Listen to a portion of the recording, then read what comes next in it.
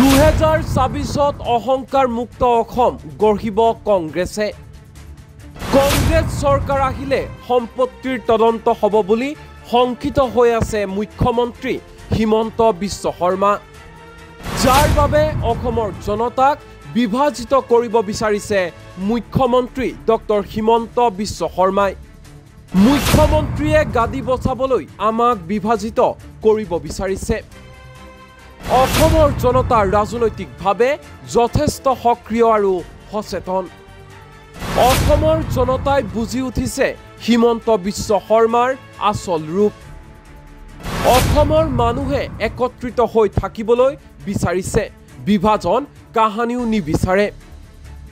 বিজেপিয়ে পুৰণি কথাবোৰকে কৈ আছে, ৰাইজেও শুনি আহিছে, এতিয়া আৰু লাভ নাই। বিজেপিৰ পুৰণি কেছেটৰ এতিয়া কোনো কাম নাই। মুখ্যমন্ত্ৰী ডক্টৰ হিমন্ত বিশ্ব শৰ্মা এতিয়া হতাশ, এতিয়া শংকিত। মুখ্যমন্ত্ৰী হিমন্ত বিশ্ব শৰ্মাৰ বিৰুদ্ধে গৰজি উঠিল কংগ্ৰেছ সাংসদ গৌৰৱ গগৈ। শুনো আহক হিমন্ত বিশ্ব শৰ্মা সন্দৰ্ভত কি কৈছে গৌৰৱ গগৈয়ে। আমাৰ এটাহে লক্ষ্য যে আহাবাৰ বিধানসভাত নিৰ্বাচনত অহংকাৰ মুক্ত অসম আমি ৰাইজক দিবলৈ বিচাৰিম। অসমৰ মানুহৰ ৰাজনৈতিকভাৱে যথেষ্ট সক্ৰিয় আৰু সচেতন, আৰু তেওঁলোকে গম পাই গৈছে যে এতিয়া মুখ্যমন্ত্ৰী হিমন্ত বিশ্ব শৰ্মা ডাঙৰীয়া মাত্ৰ নিজৰ গাদী বচাবলৈ আমাক বিভাজিত কৰিবলৈ বিচাৰিছে।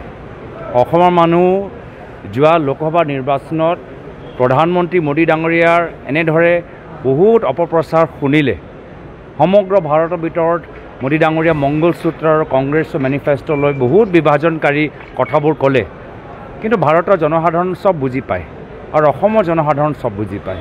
তো মুখ্যমন্ত্ৰী আপ্ৰাণ চেষ্টা কৰিলেও অসমৰ মানুহ বিভাজিত নহয়, অসমৰ মানুহ একত্ৰিত, অসমৰ মানুহ ৰাজনৈতিকভাৱে সচেতন, আৰু অসমৰ বাস্তৱ সমস্যা সমাধান কৰিবলৈ কংগ্ৰেছ দল কাম কৰি যাব। সেইটো চাওক, আপোনালোকে নিজে গম পাই গৈছে, সাংবাদিকসকল, ৰাইজ সকলোৱে গম পাই গৈছে।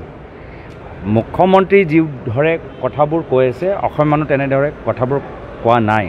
অসমৰ মানুহ একত্ৰিত থাকিবলৈ বিচাৰে। অসমীয়া মানুহ আজি স্মাৰ্ট মিটাৰ বিৰুদ্ধে মাত মাতিছে। অসমীয়া যুৱকসকল সংস্থাপন বিচাৰে। অসমৰ আমাৰ ল'ৰা ছোৱালী আজি ভাল শিক্ষা অনুষ্ঠান বিচাৰে। আৰু মুখ্যমন্ত্ৰী এই ধৰণৰ কথাবোৰ আমি কিমান আৰু শুনি থাকিম। বিজেপি একেখিনি কথাই, পুৰণা কথাবোৰ, একোতো নতুন কথা কোৱা নাই। কিবা নতুন কথা কৈছে নেকি? অসমৰ মানুহ এনেধৰণৰ কথা আগৰ পৰাই মানে শুনি আহিছে, 2014 চনৰ পৰা শুনি আহিছে। 10 বছৰ এনেধৰণৰ কাম বিজেপিক যথেষ্ট লাভ প্ৰদান কৰিলে আৰু লাভ নিদিয়ে।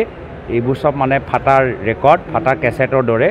এইবোৰ চব এতিয়া আগৰ দৰে সুৰ আছে না কিবা প্ৰভাৱ অসমৰ মানুহৰ মনৰ ওপৰত পেলাব। অসমৰ মানুহ চব বুজি পায়, আৰু আমি বাস্তৱ তেওঁলোকৰ আশা, তেওঁলোকৰ সপোন পূৰণ কৰিবলৈ আমি নতুন এটা প্ৰগতিশীল অসম আমি আহা বিধানসভা নিৰ্বাচনৰ পিছত গঢ়ি তুলিম। চাওক, ভূপেন বৰা ডাঙৰীয়া আমাৰ এই সময়ত নিজে কৈছে যে আমাৰ চৰকাৰ আহিলে SIT হ'ব। মই যি SIT হিমন্ত বিশ্ব শৰ্মা ডাঙৰীয়াৰ সম্পত্তিৰ ওপৰত তদন্ত কৰিব। মই ভাবোঁ অলপ সেই ধৰণৰ কথাৰ পৰাও আমাৰ মুখ্যমন্ত্ৰী হিমন্ত বিশ্ব শৰ্মা ডাঙৰীয়া শংকিত হৈছে। মাত্ৰ নিজৰ গাদী বচাবলৈ নহয়, ভৱিষ্যত সেই SIT ভূপেন বৰা ডাঙৰীয়া SIT পৰা নিজকে বচাবলৈ আমাক বিভাজিত কৰিবলৈ বিচাৰিছে, আমাৰ লোকৰ মাজত সংঘাত সৃষ্টি কৰিবলৈ বিচাৰিছে। তো বাকী দলীয় কথা মই বাহিৰত কেতিয়াও নকওঁ, আৰু দলৰ নেতৃত্বক সদায় কৈ আহিছোঁ যে আমাৰ এটাহে লক্ষ্য যে আহাবাৰ বিধানসভাত নিৰ্বাচনত অহংকাৰ মুক্ত অসম আমি ৰাইজক দিবলৈ বিচাৰিম। নিউজ ডেস্ক, এনি টক্স।